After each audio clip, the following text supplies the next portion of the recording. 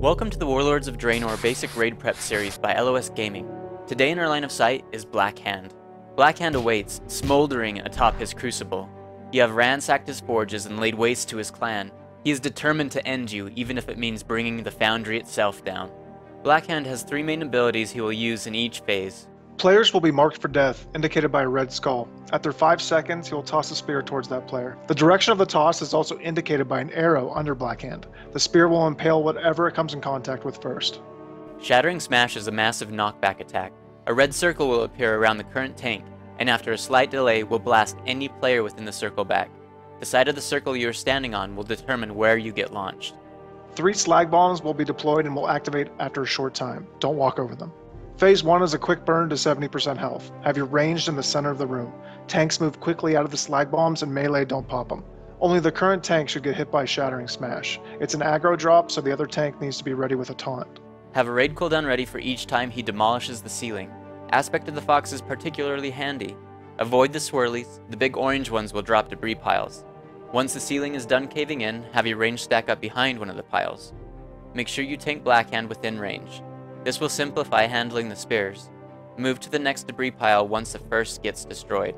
At 70% health, he smashes through the floor. When the raid lands, just resume your positioning from phase 1.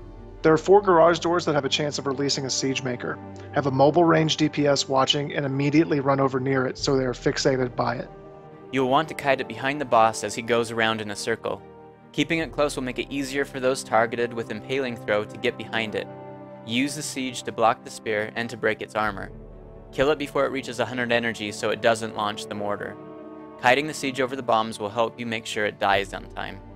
Adds will be spawning in the balcony around the room and will be firing explosive shots at your raid. Stand 6 yards apart to minimize the damage. Assign a couple players to use Shattering Smash to launch themselves onto the balconies. Make sure you position yourself correctly so that you are tossed up. You will be out of the healer's line of sight. Kill as many as you can and jump down before you die. At 30% you will fall again and phase 3 begins. Quickly move as a group to the edge of the platform and pop Bloodlust. The 3 players who get stickied by a slag bomb will need to drop them off in the opposite direction of your group's intended rotation.